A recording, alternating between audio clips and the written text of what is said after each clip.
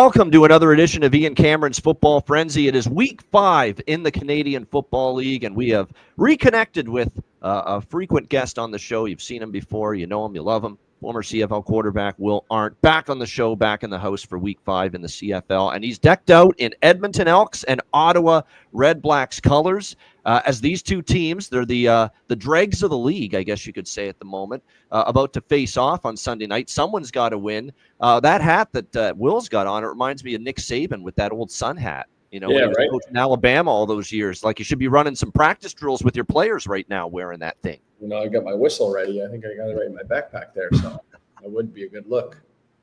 Yeah. Not that we would say if we were trying to make you out to be a Nick Saban caliber type of coach, but I'm just saying with that hat on, you look a little bit like he always wore that out on the practice fields there when he was coaching there down in Tuscaloosa. That sun would get pretty fucking hot. So, well, I mean, I'm in Texas. I'm in Austin, Texas right now, so I get it.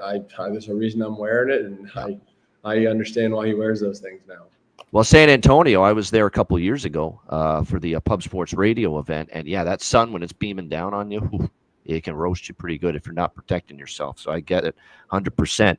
Good to check in. Just briefly, we always like to ask you, how are things going? Yep, things are going good. I think I would say more in the camp recently of no news is good news as far as life goes. I'm out in Texas right now for a football coaching endeavor out this way. But we were just talking, before the show, always keeping tabs on what's going on in the CFL, talking to people inside the league. And then, got some stuff going on down here. I'll be going back to the Northeast. So you know me, doing a little bit of everything. But as always, tuned into what's going on with football. No doubt. Like I said, it's the magical mystery tour of Will Arndt. That song stuck in my head, that great Beatles song, because of the Airbnb ads. They keep running them all the time, and that's the song that you're hearing in the background of all those commercials, no doubt. People hear me enough on this show talk, Will, so I'm going to just give you the floor right now. Last week in particular, or anything that you've noticed and want to mention here as far as the first 4 weeks of the CFL season, or last week in particular, any teams that stand out, players that stand out, things that you've noticed? Yeah, I mean, I think I'll just share a little bit about what we talked about. I can think about a week ago, we talked about how the league had just been so lopsided. You had teams that started undefeated or should be undefeated or could be undefeated, and then you got teams that just can't seem to get one under their belt. So that's been, just the general landscape of things. But the other thing we were talking about is it seems like almost every quarterback has had two guys play. This just musical chair and roulette game of who's going to be playing this week.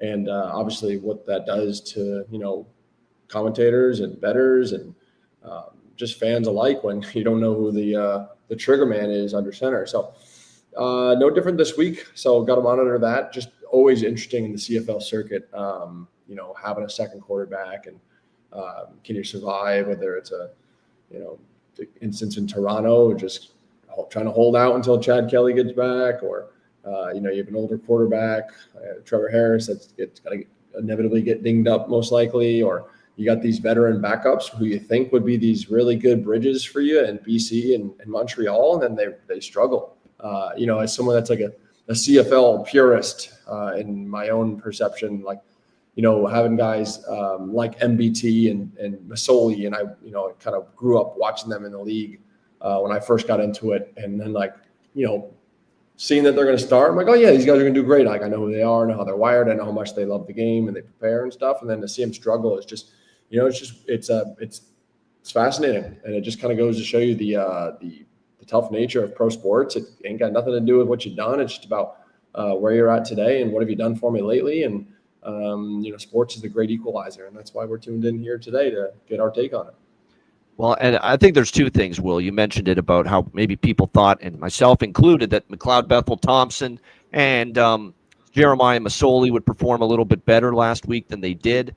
There's a couple of things. Obviously, Jeremiah Masoli, especially at this stage of his career, he's in his 30s now. He's had so many injuries. He's had so many setbacks.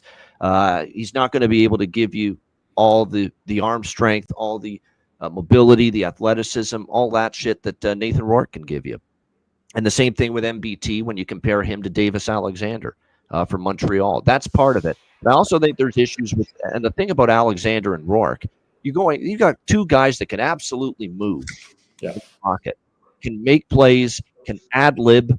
Something breaks down, they're scrambling, keeping plays alive, eyes down the field, and making a big play for a touchdown. I remember against Edmonton a couple weeks ago, what Davis Alexander had an unbelievable play like that, where he just scrambles, ducks, flips his hips, ducks out of trouble, flips his hips, and bam, there's a wide open receiver in the end zone for a touchdown. It was just all because of his athleticism and mobility to get out of there and keep the play alive.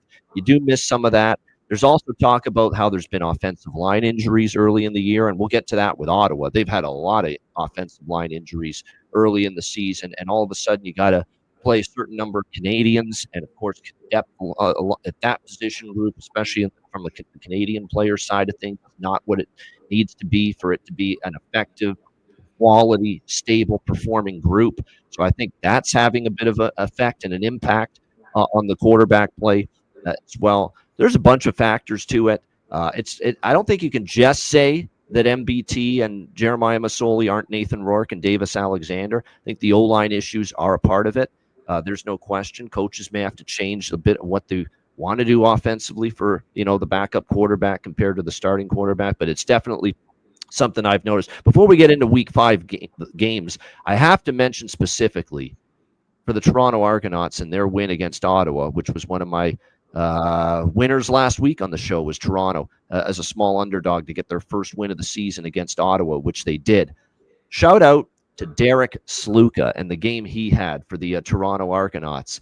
Will, it was incredible. This is a guy that played, I believe, at Ithaca College, Ithaca Bomber. G3. Yeah, is where he came from as far as his college career, college background. And he ended up making it with the Argos as a defensive back. This is a game that you will see one in every, 10,000, 100,000, maybe even one in a million. The kind of game he had where he has a fumble return touchdown. He's, Khalil Pimpleton fumbles for Ottawa. It's returned for a touchdown, almost 100 yards, a little over 100 yards it was there for Sluka on that. And then it was a blocked field goal in the third quarter. He ends up scooping up the ball in the end zone. We think he's just going to take a knee, give up a point. So he goes, scrambles to the left, looks like everything's sealed on that side, and then he does the old reverse, go back the other way to the right side of the field, down the sideline. He's got a convoy, blockers in front, and he returns at 100-plus yards all the way, a blocked field goal return for a touchdown. So in the same game for the Argos, 2 defensive touchdowns, actually a defensive touchdown and a special teams touchdown from the same player, Derek Sluka, Ithaca College in New York State is where he played. A fumble return touchdown, and then a blocked field goal return touchdown as he blocked Lewis Ward's field goal attempt, and then, of course, down he goes the other way for a touchdown. Just an incredible game, Will. I don't think you'll see that again in a very long time. 2 non-offensive touchdowns being scored by the same player. Amazing, really. Yeah, very cool. I mean, there's a lot to love there, especially if you're a fan of the CFL and you're Canadian. I mean, who doesn't love young kid, big game? He's Canadian. He's an underdog, went to a small school. So, I just was doing a little homework on him as you were talking about him. I didn't realize that was his background, but someone to keep an eye on for sure. Very cool. I know as a Western Connecticut person like yourself, you appreciate and you love stories like this and guys like this getting an opportunity. Yep. Yes. As a fellow D3 guy, just always kind of feeling like you're an underdog and you're always wondering if, there's just the general stigma about being a D3 football player where it's, they made a freaking comedy movie about it. There's always got a little bit of a chip on your shoulder. You got a lot to prove. So I'd love to see that. And speaking of being Canadian, I forgot to mention earlier, happy belated Canadian Day to all of my Canadian folks out there listening to us today. There you go. Yes, it was Canada Day yesterday, of course, July 1st. And, of course, I should be wishing you and everyone south of the border, too, later this week. Happy Independence Day coming up, July 4th as well, in just a couple of days. And that's what's always great about these first few days of July. We got Canada Day on the northern side of the border. And we got Independence Day just a few days later on the southern side of the border. So we're celebrating the two nations, regardless of where you're living or where you're hearing or watching us right now. No question about that. Couple things. Yeah, go ahead. I was just going to say, and just a friendly reminder that all the other stuff that's going on in the world politically, that there's good people on both sides of the border. Yes. As someone that I think it's a great moment to say that. Yes. Yeah, I know there's a lot of tension in the world, but as someone that's a fellow American and Ian being a fellow Canadian, and I spent a lot of time up in Canada and have a lot of love for the country. Don't let the powers that be that have to be political. Don't take it too to heart. I have dozens of American friends, and you know what's funny, Will? I couldn't give two shits if they agree or disagree with me politically. Yeah. How do they treat others? How do they treat me? Right. If they do, if everything's good, things good with that, that's good with me. We're friends for life. That's all that matters, right? Yep. I think that's what we have to remember. If you have a good relationship with someone, in the States, if you're in Canada, or you have a good relationship, if you're in the States with someone from Canada, that's all that matters. Don't worry about the political shit. Yeah. Fuck that, quite honestly. I mean, seriously, how do they treat you? How do they treat others? That's what matters. The other stuff's just nonsense to me. You agree with that? Totally. Love it. Yeah, totally agree. Totally agree. And like I said, some of my dearest friends are American, and I can't imagine my life being without many of them. So, and I'm sure that the feeling is there for a lot of Americans about Canadians. So that's what matters in the end. So that's very important to point that out here on this week, where we're celebrating Canada Day and Independence Day. A couple of interesting betting trends, and I want to see if this one makes sense to you, Will, as far as the CFL. Second half overs. Second half overs have been ridiculous this year. We've had 16 CFL games, 4 games each week through the first 4 weeks. 16 games so far. If you bet the second half over, that means either the over at halftime of the game or a pregame second half over. 13-3 for second half overs this year in the CFL. 13 of the 16 games have gone over the total in the second half, which means there has been an abundance of scoring coming out of halftime in all these games. And we continue to see it on a weekly basis. One of the 3 that actually stayed under in the second half was Toronto-Ottawa, and it was barely. In fact, you needed some good fortune and I think a missed field goal at the end to keep that from going over the total in the second half. But 13-3 is the run for second half overs this year in the CFL.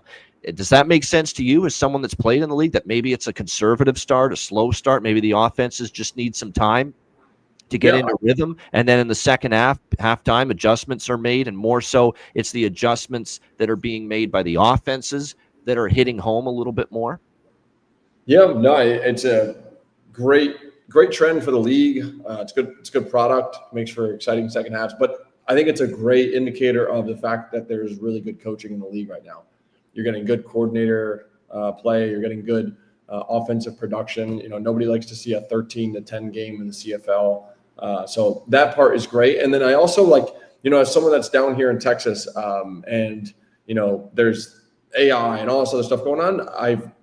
From inside the walls, a lot of the teams now are using AI at halftime to be able to generate reports and get more answers. There's actually this football software company that teams are using. And I know that they're using that stuff at halftime. And so that's intriguing to hear that maybe that's having some effect on being able to make more actionable, data-driven moves from the football side of things. So very cool, and obviously makes for a good product. No doubt. Just before we get into week 5 too, 2 undefeated teams left in the CFL, Will, the Winnipeg Blue Bombers and the Saskatchewan Roughriders. Putting you on the spot. Like I said, we're gonna give Will some curveball questions here. Oh. But right now, look, Winnipeg's ruled the West. There's no question about that.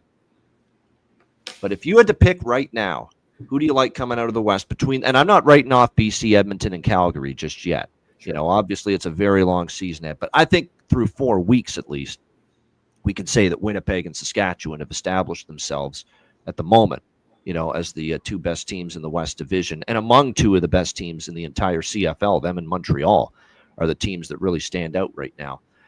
Who would you take to come out of the West and be in the Grey Cup right now between the Bombers and the Riders? If I had to choose, I would choose Saskatchewan right now. I'm kind of thinking that too, even though Winnipeg's the team that's done it every year and come out of the West every year and been in the Grey Cup every year recently. There's something about that Saskatchewan team and the way that the trench play's gotten better for them, the way they were able to win a game and dominate a BC team without Trevor Harris, with Jake Mayer instead of quarterback, who actually played a very clean, mistake-free game. I don't think he was great, but he played a mistake-free, clean football game, which is what you ask of your backup quarterback when Masoli couldn't do it on the other side. Yep, and I just think there's some new, exciting young blood there, guys that want to get it done. And I think there's no knock on Winnipeg and that championship pedigree. It's just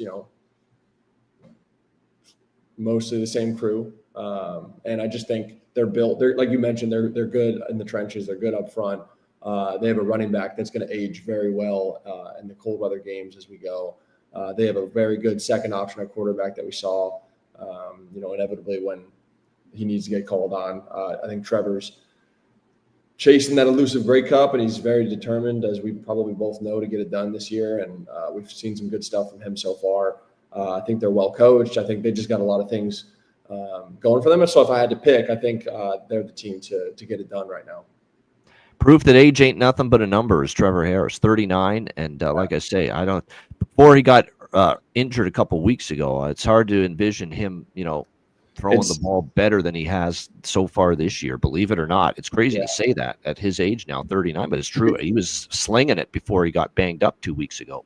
Yeah, it's really awesome to see, and hopefully this is where I can maybe add a cool perspective for the listeners. I remember Trevor and I were really close. He's the guy when I first came into the CFL in 2017, being in the quarterback room with Ottawa. He was the guy that let me just kind of follow him around, and he was very open.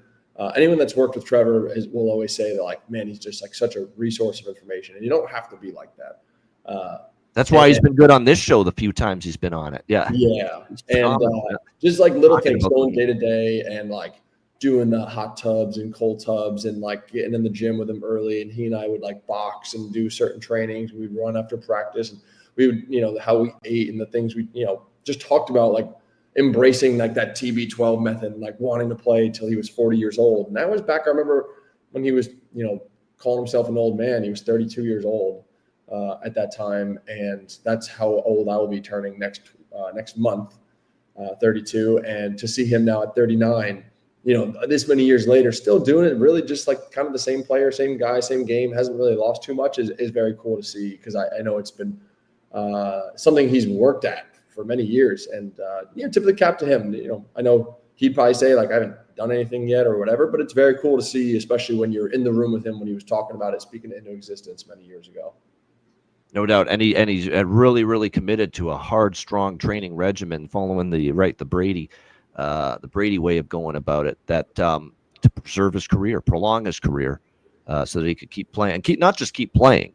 Will for in the CFL, play at a high level, play at a level where you can be a difference maker, where you can be an impact, and you can still play at a very high level. And he's certainly looked that way here, not only this year but last year too. I mean, he's been very, very good with throwing the ball, and I think he's gotten better with. He's not going to be Josh Allen, Patrick Mahomes in the mobility department. We're not going to pull the blinders over your eyes and try to sell you on that. We're not splitting the atom, figuring that one out. That he's not going to be Patrick Mahomes mobility wise. Genius remark by me there, but no. In all seriousness, though, Will, he's worked on his mobility. He can slide in the pocket, I think, now better than maybe he could 4 or 5 years ago. And I think it's all that work he's put in that's helped him to do that. Yeah, no question. All right, let's get into it, man. Week 5 in the CFL. It's hard to believe, 4 weeks in the books already, but here we are. We will begin here with the Winnipeg Blue Bombers taking on the Calgary Stampeders. This game taking place on Thursday night. We've got Calgary, it is Winnipeg, or Calgary. I've got that wrong. I was going to say I got that wrong. Winnipeg, 3.5 point road favorites, and Calgary, 3.5 point home underdogs. There we go. And total 51 here in this game to get week 4 started.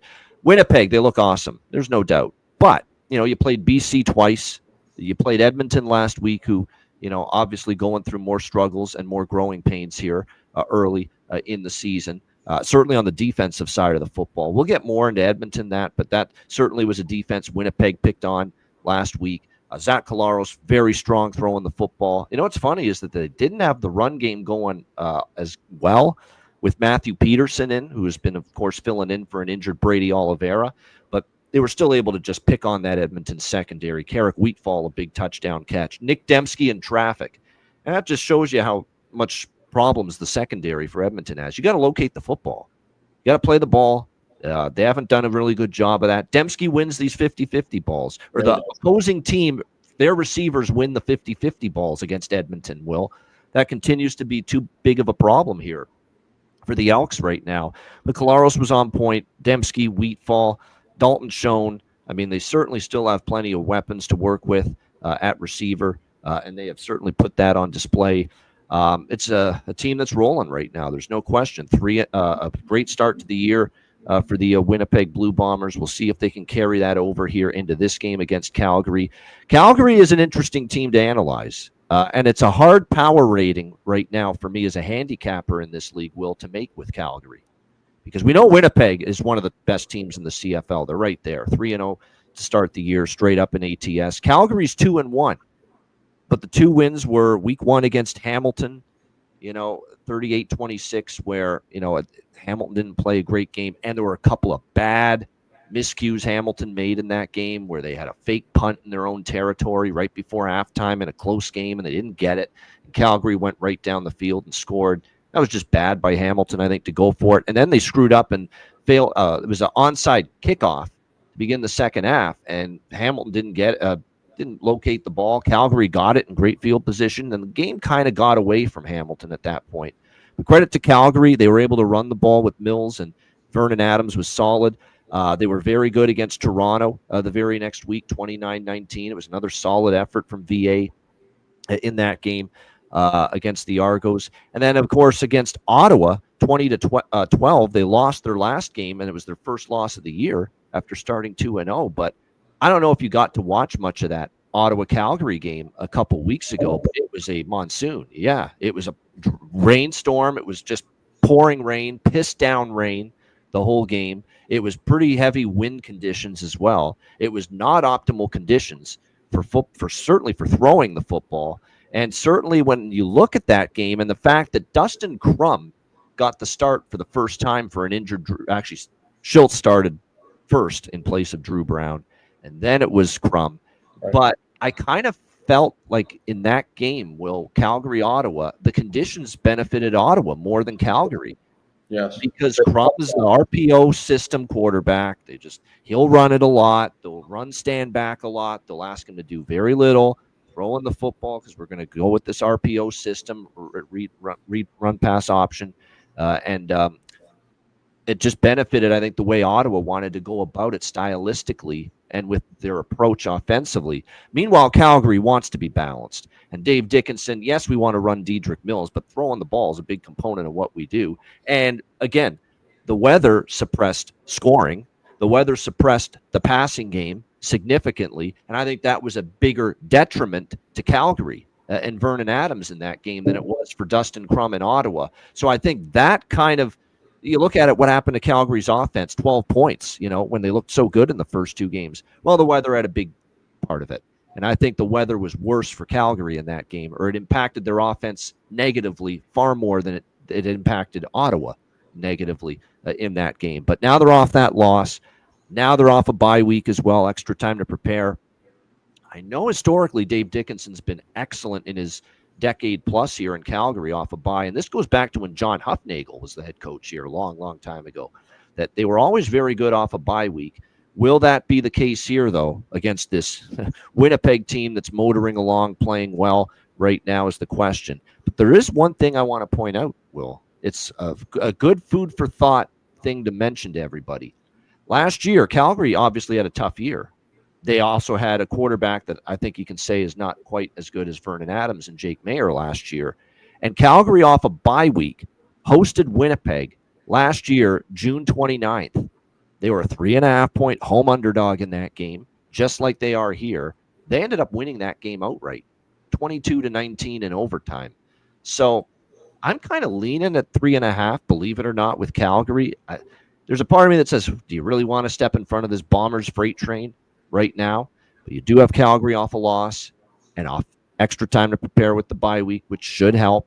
And you look at a Calgary team that, the one loss was, an 8-point loss to Ottawa in horrible conditions. And another thing I want to throw out there about the Ottawa loss, Will, they got stopped on third down a couple of times, Calgary, in that game, especially down by the goal line. There was one time they almost got in and they got stopped on the goal line and turned it over on downs.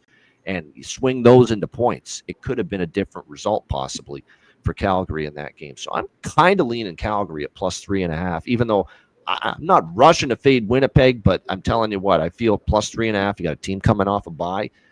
I'm a little bit interested now with Calgary at this number. I think their team total might be worth a look. I could see that's another thing. I think there's legit value in Calgary's offense in particular. Coming off the game where the weather was shit, it really hurt Calgary's offense more than Ottawa's, and I think Vernon and company might be able to have a bounce back offensive game. Because the one thing Edmonton was able to do, Will, they moved the ball on Winnipeg last week. That was not a shutdown performance by the Blue Bombers defense last week in the win against Edmonton. They gave up points. They gave up big plays. So the Calgary team total is around 23.5 right now. That might be something I look at. And I definitely like this game to go up and over the total here of 51, because I'm not sold yet on this Calgary defense, Will. I mean, they played Nick Arbuckle and Dustin Crum the last 2 weeks with the two games they played against Toronto and Ottawa. Now you're going with this well-oiled machine that Winnipeg has. Collaros at quarterback. Brady Oliveira is returning from injury for this game as well. I think Calgary will give up points, and I think the over could be in play here at 51. Keep in mind, if this game starts off low scoring, 13-3 second half overs is the run. So that might be worth a look, especially if the game starts off slowly. Will, what do you think here to get week 5 started? Winnipeg, Calgary. Well, I hate to agree, but you laid it out great there. Calgary being at 2-1, you mentioned that was just a tough draw. That's one of those losses to Ottawa, knowing you have a bye week on the other side of it. You're playing, Dustin Crum at that point. We all kind of know what he is as a player. It's untraditional, a little sloppier, a little unconventional. It's going to run around and create, and to get the weather, with that game and to lose, it's tough. If the conditions were fair, you could have seen them easily rolling them and sitting at 3-0 going into a bye week. And I think, coming off a frustrating loss and having a bye week, and I've always regarded them, Dave Dickinson and Huffnagel and that whole crew there as doing things the right way and being very well run. I did say before the year that I didn't really like the prospects for this team, but I've been impressed with what they've done so far. Shout out to Dakota Prukop, new quarterback coach. I know him and Vernon have probably really enjoyed working together. That's a good point. He just retired from playing, and now he's a quarterback coach there in Calgary, and clearly having an impact, a positive one. Yep. So like a lot of the stuff that they're doing, I'm with you. Getting 3.5 points here at home, off of a bye week, off of a frustrating loss. And I also kind of like the over for the same reasons you mentioned about the defenses and all that good stuff. But this is one of my favorite picks of the week. I like Calgary to. You really like Calgary that much? Wow. I think Calgary gets it done here this week at home. There you go. Upset special from Will Arndt here, Calgary. I'm way more petrified taking Calgary here in this spot than you. That is for sure, because Winnipeg's looked very strong. But I have to factor in, Edmonton, tons of issues, and 2 games against BC, who have not looked great. And you really tally it up here with and look, this does not change the fact that Winnipeg's a great team, certainly capable of winning the West and being in the Grey Cup and winning the Grey Cup. No one is going to argue that and deny that. What I'm trying to say is you're playing 2 teams so far, twice against BC, 1 game against Edmonton, and those 2 teams have a combined 1 win so far on the season. Right. That's really all I'm trying to say. That you haven't faced a Montreal yet, Winnipeg. You haven't faced Saskatchewan yet. You haven't faced, a couple of the better. And Calgary's not that. Calgary's not Montreal or Saskatchewan. But I think Calgary, with their 2-1 start, they've shown that I think they're better than Edmonton so far. And with what I've seen out of BC, and especially all the injuries and the fact they benefited from no Nathan Rourke in one of those games as well when Winnipeg played BC, that this is going to be, I think, a little bit of a taller challenge than maybe the BC and Edmonton games were for this Winnipeg team. So we both like Calgary a little bit. More bullish on Calgary is Will than me. But still looking in that. I like the over more than anything. I think there's points in that game because I am still concerned about that Calgary defense. I still don't think it's great. Remember, 75% roster turnover on defense for Calgary this year.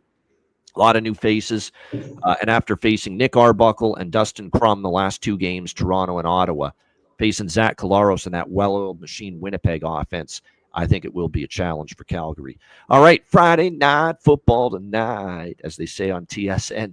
And my Ticats in action. It's the renewal of one of the great rivalries in the CFL, Battle of the QEW, Ticats Argos, Toronto 1-point home favorites, 52.5 the total. Now, before I get accused, wrongfully I might add, of being a homer and kind of leaning Hamilton in this spot, let me set it up for you.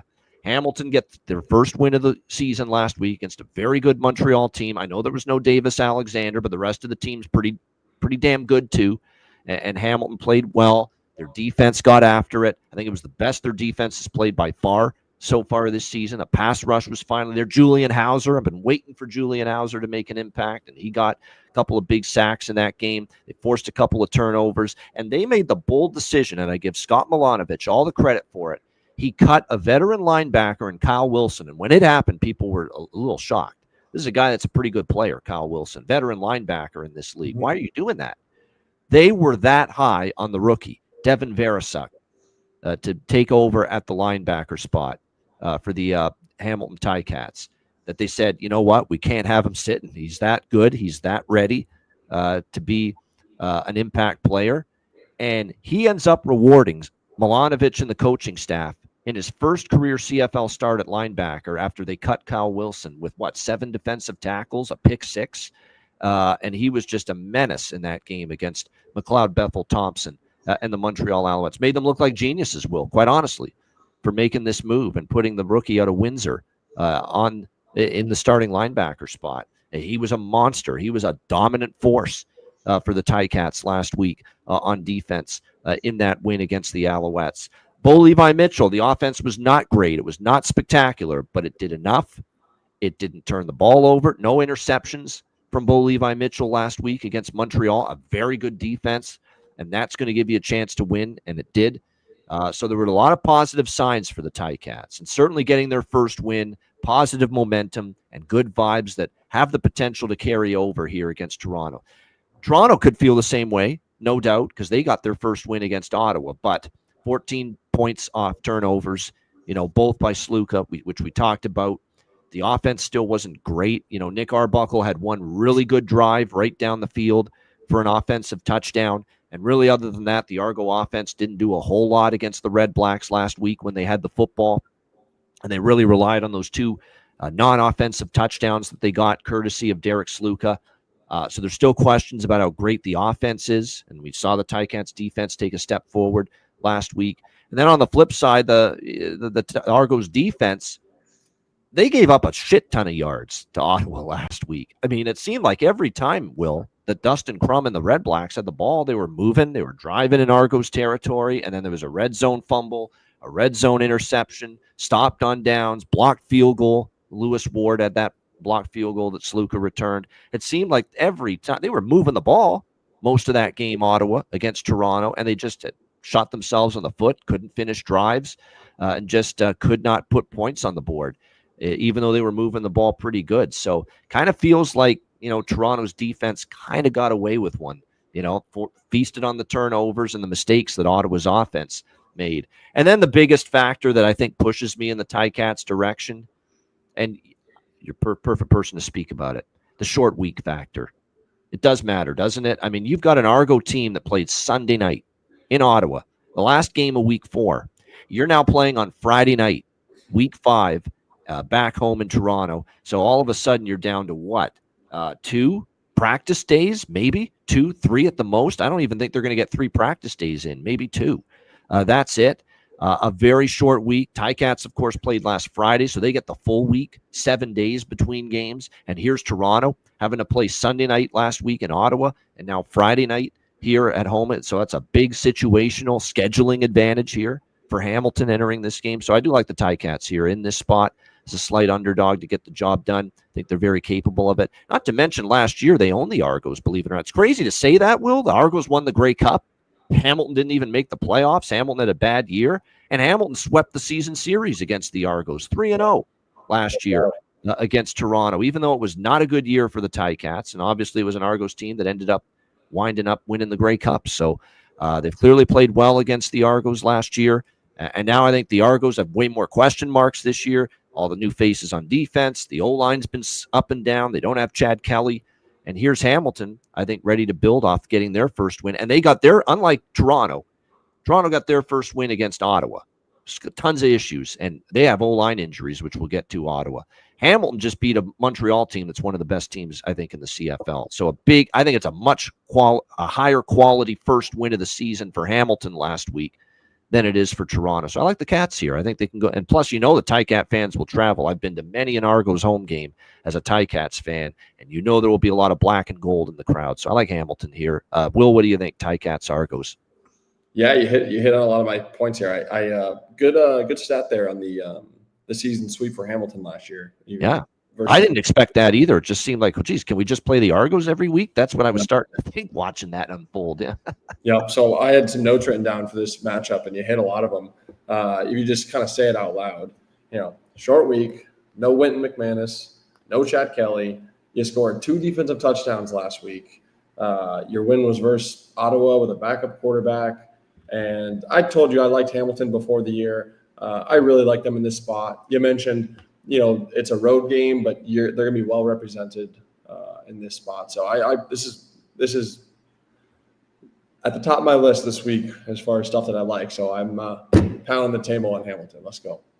Eat 'em raw. There we go. Holy Mackinac. Tigers eat 'em raw. Hopefully we'll be hearing a lot of that. We'll have a lot of reason to be chanting that Friday night when this game unfolds. A couple things, too, with the offense last week. It's not going to show it they didn't explode on the scoreboard, but they were playing a very good Montreal defense. They played a clean game, no turnovers. What I liked about Bo Levi Mitchell's game, and he spread the ball around more. It felt like he was force-feeding Kenny Lawler a bit too much early on.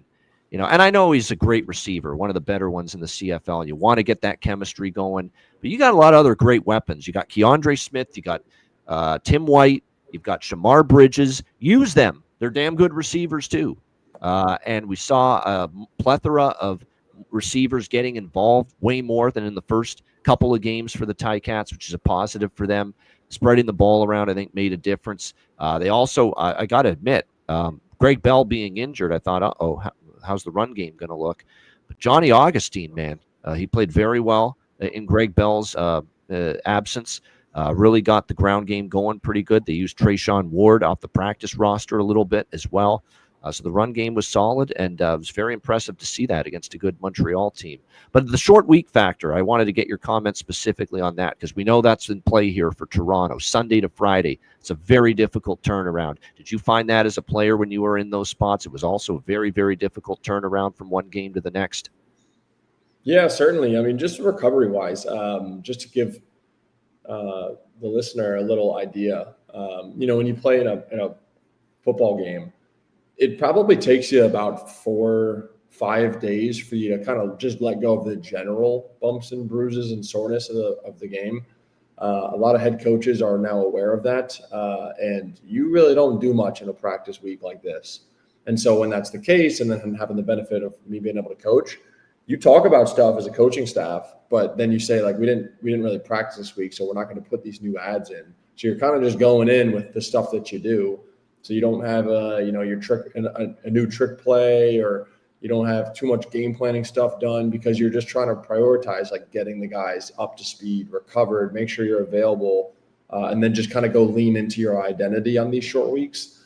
But it makes you limited. You could say oh yeah, this is who we are, but the time and the practice, all that stuff matters. And so Sunday night into a Friday night game, they probably got about one practice, and they probably didn't do a whole lot. And they probably didn't add a lot. And as a player, you probably feel like crap until about Thursday.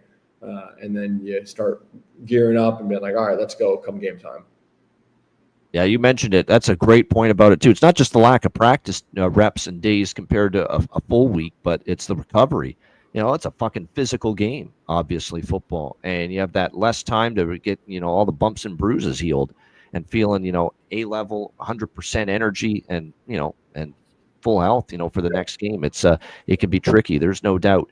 I am considering a split of this opinion on Hamilton, not just taking the +1. But also maybe the team total over 25.5. Just because I look back on it, when Hamilton won all 3 games last year against Toronto, they scored 27 or more in every game. Let's go, Ian. Follow your heart. This week I am, because it makes sense. As people know, I will also tell you when I don't trust Hamilton and go against them, which I have done many times in the past. But I feel like it's a big, tall order for Toronto this week, with just the short week. They're still banged up. And I don't think Wynton McManus is back. It sure sounds like he is trending toward being out once again for them this week. And we know we won't see Chad Kelly at the very least until after their bye week when they play Montreal in a couple weeks. So still a very depleted Toronto team entering this game. All right, BC Montreal, excuse me, on Saturday night. Montreal 4-point home favorites, 49 the total. I'd have a hard time fading Montreal in this spot, Will. You got a good team that got humbled last week, first loss of the season against Hamilton. Now you're back home, looking to bounce back. The only concern is I don't know if I want to lay 4 with Montreal if it's MBT again at quarterback, and he's practicing, and so far Davis Alexander's not. So from that standpoint, it's looking like it could be McLeod for a second straight week. I wouldn't be as excited about laying 4 with Montreal in this spot if it is Bethel Thompson again. But I don't think I want BC here. BC's got problems. They also lost 2 BC defensive line starters to injury in that loss to Saskatchewan last week. And that's part of why everyone's saying, what happened to the run defense? Well, it hadn't been great to begin with. And then you lose 2 defensive line starters. And no wonder A.J. Ouellette, in the run game for Saskatchewan went wild last week against the BC Lions. Their O-line still hasn't had Dijon Allen yet. And that's the guy they brought in to really shore up and bolster the protection and the offensive line just in general to open up the run game and all that. And Dijon Allen, who was the most outstanding offensive lineman last year in the CFL, he hasn't even played yet because he's is still banged up. So there's a lot of issues and injuries in the trenches right now for BC, O-line and D-line, and that is concerning going into this matchup here against Montreal. And then you factor in, are we going to see Nathan Rourke? And if not, it's hard for me to get there with the BC offense without him because Masoli struggled. And if they decide to not give Masoli a third straight start because they've lost the last 2 with him, and they go to Chase Bryce, the product of Appalachian State. He was actually at Clemson and Duke previously in his college football career as well, but primarily he was a starter at App State the last few years. But Chase Bryce would get the starting opportunity for BC if Buck Pierce decides to go in that direction and make a change. And, of course, if Nathan Rourke's unable to go once again. I don't know if I'd want to back that on the road here against a very angry Montreal team with a very good defense and an Alouettes team looking to bounce back. So I have not moved on this game yet. There's a lot up in the air, other than to say, Will, that right now for me it's Montreal or pass. I will not go against Montreal off a loss back home here at Percival Molson Stadium, looking to bounce back against a BC team that's got a lot of injuries and a lot of concerns right now entering this game. What do you think for this one, Will? Lions, Alouettes? I see it the same. There's a few things up in the air. This is the game I probably wouldn't want to touch because I need to know what's going on with the quarterbacks. I've even seen here like Masoli's limited, and then you mentioned the Chase Bryce thing. This is a game if I don't really have clarity, they don't play until Saturday night, so there's a little bit of time. Yep. However, you said you would not go against Montreal. If you guys remember back to the first episode, my MOP front runner have a great year, and I think I even mentioned Grey Cup potential pick out of the West was BC. If Nathan Rourke plays, I would look at it, but because there's so many. Nathan Rourke versus MBT is quarterback advantage BC. You can't deny that if that's the case. Yeah. So in that regard, I'd be interested, but with all those things at play, I would say it's Montreal or pass if they are the way they seem it's trending. I like to see a little bit more from the pass rush too from BC. Like, you got a pass rush with Sione Tehema on it and Matthew Betts, who, of course, is back from his NFL stint last year. And I find the pass rush has been spotty to start the year for the Lions. It hasn't been as prolific or pronounced or as productive as I thought it would be. So I'd like to see a little bit more pressure being put on the quarterback. I thought there were times even last week where Mayer had, and Mayer's, to me, I've still got to see more from Jake Mayer before I'm ready to go to war with him as a guy that's going to be, not week in and week out, going to be able to get it done as a backup. But the thing I will credit him for last week is no mistakes, and there was time for him to throw it. And so I think if you're BC, got to get a little bit more from your front this week as well. And obviously you got to shore up the run defense. And I think it's a two-part thing. You got to get better at it. That's number one. But you also suffered a couple of defensive line injuries. And any team, their run defense is going to get hurt when you're suffering multiple cluster injuries on the defensive line like BC did. So you're right. And, Will, that's why this game's tricky right now. Is it going to be Nathan Rourke versus Davis Alexander, quarterback one versus quarterback one? If it is, I might look over the total, believe it or not, in this game.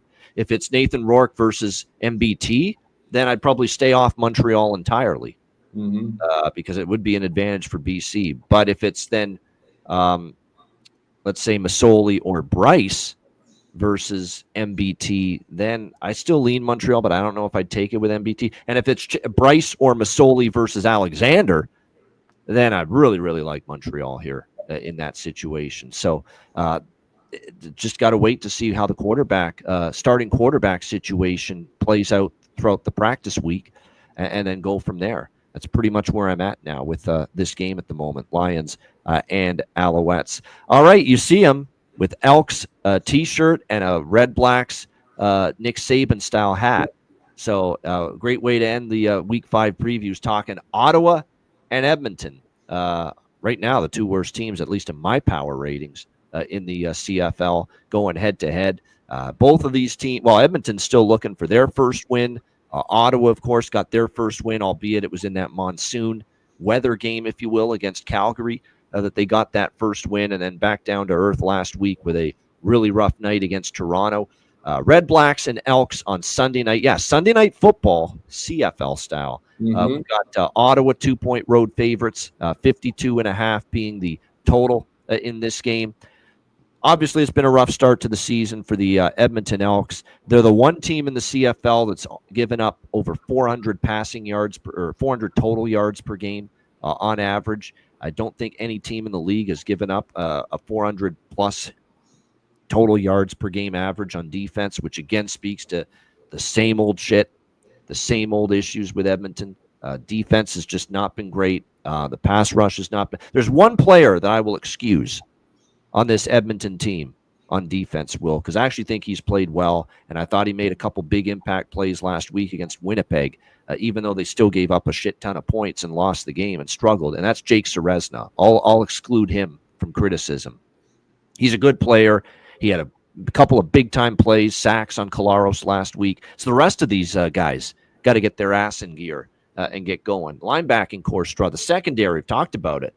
Nick Dembski's finding the football and winning the battle for it, and the Edmonton defensive backs are losing the battle. Carrick Wheatfall down the sideline from Kolaros last week. Again, Wheatfall gets the ball, makes the catch. Edmonton defensive backs look lost. They can't locate the ball, don't play the man well enough, and gone for a touchdown. That secondary's just got so many issues right now, and they're just giving up way too many big plays. They're losing every 50-50 battle right now on the field against opposing receivers. That's not going to get the job done either. So there's still all kinds of issues right now for Edmonton on defense. And I've mentioned this on Twitter the last couple weeks, and I'll mention it again here. The Edmonton Elks have allowed their opponent, they played BC, Montreal, and Winnipeg in their first 3 games, 0-3 straight up, 0-3 against the spread. Those 3 teams, BC scored 31, Montreal scored 38, Winnipeg scored 36. The opponent has gone over their team total in all 3 games against Edmonton. So that has me thinking Ottawa team total over potentially, but only if Drew Brown returns at quarterback for the Ottawa Red Blacks. And Will, it's sounding like he might. He was practicing today and this is Wednesday that we're recording this. He was practicing today with Ottawa, the first team offense, and getting all the first team reps. So it's starting to look like there's Drew Brown return potential here for the Ottawa Red Blacks on Sunday night, which would be significant. Now, he's going to throw the ball a lot more accurately, proficiently than Dustin Crum. You lose a little mobility, though. Crum is a great athlete, mobile quarterback. But Drew Brown can move. He's not a statue in the pocket. Just not quite as mobile then as, say, Dustin, but a much stronger arm, much more accurate with the ball. But part of this is, yes, I think with Drew Brown back, they'd be more explosive, certainly in the passing game. But you also need the Ottawa offensive line to get some of these injuries back. They've been banged up a little bit on the O-line. We saw it last week. Poor Dustin Crum. He's treated like a human fucking pinata last week, Will, in that game. I mean, he was on his can over and over again, courtesy of that Toronto defensive front. And I know Toronto's defense has struggled, and it's like, where did this come from Toronto? Are they starting to get better? That could be true, but I think a lot of it, Will, was just this offensive line's not very good. And a lot of it right now with Ottawa is injuries on that O-line. So I do want to see if this Red Blacks offensive line gets some of the injuries back, because even though it would be great to have Drew Brown back, your best option at quarterback, you also want that O-line to be healthier than it's been, because I think it wasn't all on Dustin Crum last week. Could he have played a lot better and made fewer mistakes? Yes, absolutely. But that O-line just was awful most of the game, and they're going to need better from that unit. That being said, I could only look over the total in this game. This could be a game where if we get I'm thinking of Dustin Brown, the old hockey player. Drew Brown, we get him starting for Ottawa. We get, obviously, Trey Ford will be in it for Edmonton. And look, Trey Ford, for all the criticism, that he's, still he's got to get better at stationary pocket passing, Will. You probably see the same thing. He can ad-lib, he can spin around and make plays on the run and throw very well on the run, but sometimes just standing with 2 feet in the pocket, in a pocket where the O-line protects for you, just standing in there and making those throws, sometimes his accuracy wanes in those spots. But he's gotten better at it. I thought he was a lot better last week with his stationary, standing in the pocket accuracy against Winnipeg last week, because I thought it was a big step in the right direction for Trey Ford. Now, still room for improvement, still a long way to go, but he moved the ball. He was more accurate throwing it, 23 points in that game. Unfortunately, he needs a defense to help him out a little bit, and he's not getting that right now at the moment from the Elks. So very difficult. If it's Drew Brown versus Trey Ford, and if Ottawa offensive line gets some of these injured bodies back, it's going to be very difficult for me not to look over the total in this game. And I might get greedy here and bet Ottawa's team total over and Edmonton's team total over in this game. Because look at last year when these teams played each other. In July, it was the same month, July 2024, almost 1 year ago to the day. The Ottawa Red Blacks played the Edmonton Elks right here in Edmonton, and it was a 37-34 game. 71 points. Both teams easily got over their team total. The full game total easily got over.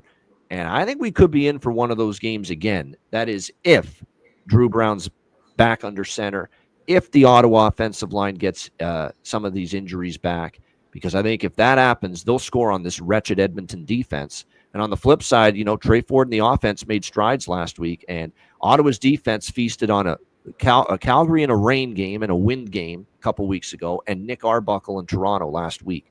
There's a big step up, at least somewhat of a step up, at least in my opinion, going to Edmonton and Trey Ford, who's coming off, I think, a much better game that he had personally last week against a very good Winnipeg Blue Bombers team. So I'm looking at overs galore here if we get Brown and a healthy Ottawa offensive line versus Trey Ford and the Elks, because I think both defenses are susceptible. And then from a side perspective, I'm not laying 2 on the road with Ottawa, even with Drew Brown back. I can't.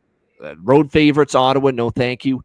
Am I running to bet Edmonton as a winless team and asking them to win the game here? Not really, but if you forced me to, I would lean Edmonton here as a small home dog to maybe get win 1. And I did see strides from them, especially on offense. Now, the defense still was bad, but I did see strides from them on offense against Winnipeg last week for this Edmonton team. Will, what do you think for the finale of Week 5, Ottawa-Edmonton? I mean, going back to what we talked about in the very beginning of the show, what quarterback carousel are we going to get? I'm with you. I think if Drew Brown plays, it certainly makes me consider the over and Ottawa winning as a very real possibility. One of the things we were talking about with Trey Ford, being a pocket passer, can he take that next step? They finally gave him the reins. And I was looking over the stats from last week. He's got 1 rush for 6 yards. Well, let's not make you out to be Tom Brady. Like, still embracing that. You should be having more than 1 carry. That's an excellent point. You're right. Just come to off the top of my head, and I don't have the numbers in front of me, but just off the top of my head, you're right. He has not been that running quarterback, Trey Ford, anywhere close to the amount that I thought we would see through 3 games to this point. Yep. So I think we need to, make sure that he's embracing that and the offense is embracing that, because that is net positive. Like, that is so hard to account for defenses. But yeah, he played a good, clean game from the pocket, and hopefully he can try to combine those things. That's what makes them dangerous. I think going into the year, we liked some of their personnel. Their defense has been very suspect. I'm with you. Outside of Jake Serezna, shout out to Connecticut, shout out to Jake. Yeah, I got to meet him at the Great Cup Festival in Hamilton a couple of years ago, and he's a great dude too. So there you go. And an absolute ogre. And a great player. Outstanding. Yep. But yeah, so I thought this team was going to do some things this year, and I'm curious. If they drop this one at home and they go to what, 0-4, 0-5, 0-4, yeah. Cody Fajardo. Here's the thing with that, and I know our good friend Bobby Dubois was a great CFL fan, and he does the show with Andrew McGinnis, 2 good friends of mine. He's anti Trey Ford, and there's reasons to be that way, but at the same time, Trey Ford needs a defense. Like, is Cody Fajardo going to win games for the Edmonton Elks when you're giving up 36 fucking points every week? It's going to be difficult, even if you go to Cody Fajardo. Sure. Like, I think the bigger concern, Will, is can I get a stop on the defensive side of the football right now? Sure. No, I'm with you. And I only raise the question because, if you're a winless football team, that's still going to get asked of Mark Killam, and he's in a tough spot. Remember, he's a rookie CFL head coach. He's been a Calgary special teams coordinator all these years. Now he's a head coach, and he's going to get asked if the losses keep mounting with Trey Ford under center, whether it's because of Trey Ford or in the offense, or whether it's because of the defense. You've got a guy that's won a Grey Cup that's just sitting and waiting in the wings in a backup role on this team. It's just because of that, right. Will. You've got a Grey Cup champion backup quarterback. He's eventually going to get asked, when's Cody Fajardo going to see the field if the losses keep on piling up? It's probably true. But all that said, I do think I am obviously very curious as to whether Drew Brown or not. If Drew Brown does not play, let Edmonton, let's go. Let's get this one done. I like them to get it done for a lot of different reasons. I think they got better talent. They're at home. They're due. I think whether it's Trey Ford or Cody Fajardo, someone's going to get it done. They have the advantage in the quarterback category if Drew Brown's not playing. So I like Edmonton to get it done, but I would be reluctant to hammer the table if Drew Brown's playing. But I do like the over in that case. Oh, yeah, if it's Dustin Crum again. And I'm starting to think it's Brown because he's already starting the week, getting the practice reps. But if it is Crum, let's say Brown has a lapse or a relapse or a setback, and they have to go to Dustin Crum again, I'd like Edmonton more at that point. That is for sure. And I'm looking at this Edmonton roster on defense because I actually did think it was going to be better on paper coming into the year. They got Tyrell Ford, Trey's brother, at the corner, and it's a guy that played great for Winnipeg last year, and it's been a slow. You got Jared Brinkman. Now, it's not just Serezna, but you got Jared Brinkman that you brought, Brandon Barlow on the defensive line, Jonathan Kongbo at the end position. You have Niles Morgan and Joel Dublanco, who they like quite a bit at linebacker. Yeah. I mean, you've got guys that have talent on paper, and it just hasn't translated yet. It looks like the same old shitty, pathetic Edmonton defense so far, and it kind of makes no sense because on paper this roster does look better. So you got to, I guess, just give it time, and you hope things will come together. But it hasn't so far, Will. That's for sure. Yep. But all that said, let's go, baby. It's this week.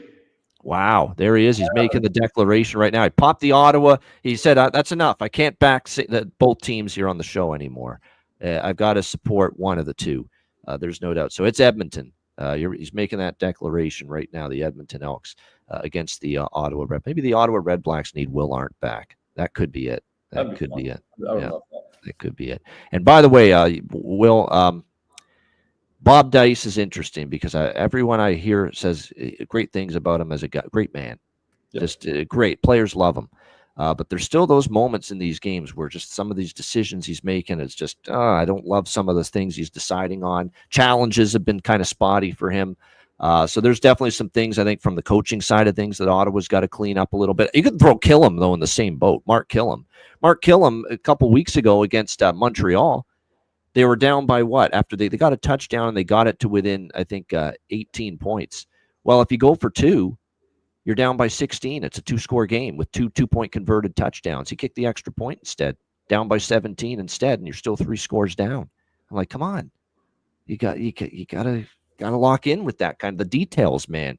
Yep. To know that if you go for two and you get it, you're now two-point converted touchdowns behind instead of 17 points, and it's a 2-score instead of a 3-score game. And we're talking late third quarter, fourth quarter at that time of the game.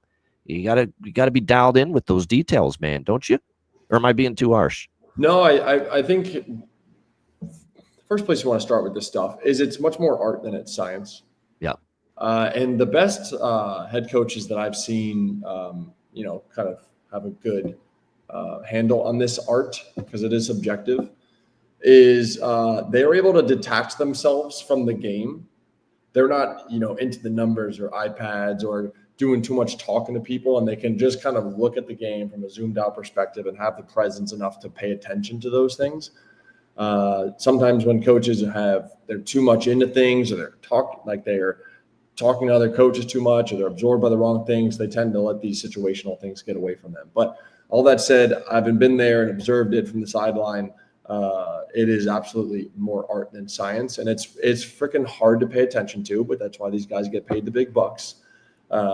So I am sympathetic to that. It's not easy to do, but I will say in regards to Ottawa and Coach Dice, who I do have a lot of respect for and reverence for, he does have Rick Campbell there. He has a good resource to have next to you, even if you're just like, hey, Rick, what do you think? And former CFL head coach at two different places. Yes. Yeah. Ottawa initially and BC after that. Yep. And that's what Rick was really great at. Rick is one of those guys that was able to always zoom out. And when you looked at him in a game, he was always just kind of, never too high, never too low, because he was able to and he was a very good situational coach. I think a lot of people would say that when he was, in his heydays at Ottawa or the good times they had at BC, he had a good handle on the big picture of what was going on in a game. So I know hopefully Coach Dice is able to get his experience with that and gets that smoothed out. I said, and for Mark Killam, the one thing I will say about him, instead of killing him, no pun intended, kill him. That's what I'm doing with all the coaching snafus early on in his tenure. He is a rookie CFL head coach. It's his first year. And like I said, this may be something that he grows into in time. I found it's been impressive that Corey Mace for Saskatchewan, first year CFL head coach last year, and they got out of the gate strong. And this year, second year now, and they've gotten out of the gate strong. So there's something about he's had his teams ready to go right out of the gate 2 years in a row. And, that's not always the case, especially with the first time ever head coach. And yet he's been able to make it work, no question. We've been able to make work? This show, because Will Arndt, again, an awesome guest, awesome analysis as usual. But as always, Will, before we say goodbye and wrap it up, best bet time for Week 5 in the CFL. We'll start with our guest, Will Arndt. Best bet for CFL Week 5. What are you rocking with? All right, I'm going to keep it simple for you, and I think you're going to like it. Hammer the table on Hamilton.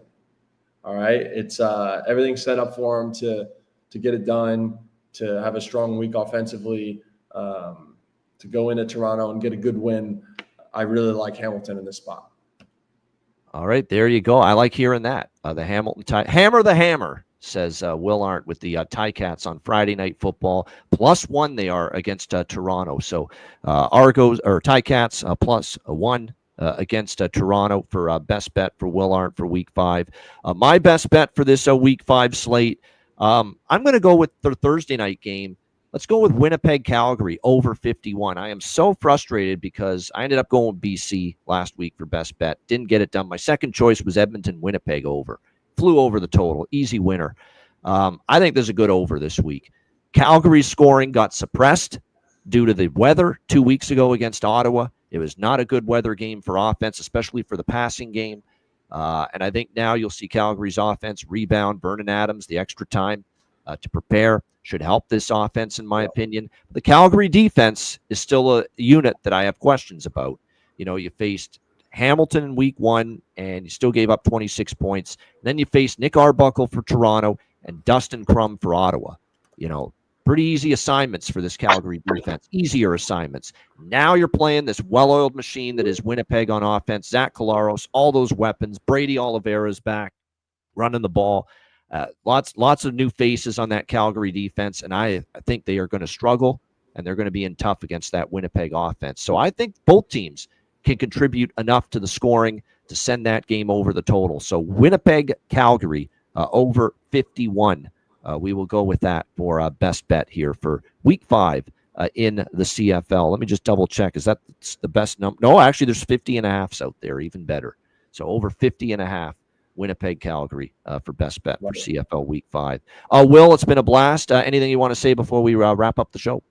No, I just think just before, to all you good people out there, Canada Day, Independence Day. Remember all the good people we got on both sides of the border as we maneuver through these tumultuous times. So just don't forget to be good to each other. I got to ask you before we go one NFL thing. Do you think the NFC, and I actually was doing a special edition of a show with a guy that's playing CIS football right now here in Canada. I told him, didn't even hesitate, NFC North top to bottom is going to be the best division in the NFL this year, the NFC North. Do you agree with that? Of course, that being Detroit, Chicago, Green Bay, Minnesota. Yeah, of course, because my Vikings are in it, and they're going to win the Super Bowl. So. You know what's funny about the Vikings, Will? And I mentioned that too. People are really thinking that Green Bay is going to take off in the division. Chicago is going to be a lot better because they hired the hotshot new coach, Ben Johnson, who was amazing with Detroit as offensive coordinator. He's going to fix Caleb Williams and that Bears offense. Detroit's not going anywhere. They're still going to be great. But people thinking Minnesota is going to slide back this year because they overachieved last year. They won a lot of close games. Yeah, but they did it with Sam Darnold. And Sam Darnold shit the bed, I hate to say it, in the last game against Detroit and in the playoff game. He was just not very good. And this reminds me of the gamble that Andy Reid made with Kansas City years ago, where he said, you know what, Alex Smith, you've been great for us, but I'm drafting Patrick Mahomes, and I'm starting Patrick Mahomes right away because I think he's going to be our guy, and he's going to be big time. And I'm getting the sense Kevin O'Connell's thinking that here. We're parting ways with Darnold because I believe in J.J. McCarthy. He's ready. He's healthy. I believe in him. He fits our offense well. He's going to be great for us, and he's rocking with him. I applaud Kevin O'Connell for having that conviction, and I am giving him the benefit of the doubt that he's going to be right because of the offensive mind that he is. Yep, I'm with you. I think each team in that division has a very optimistic, legitimate bowl case. Like all 4 teams could be rock solid potential playoff teams.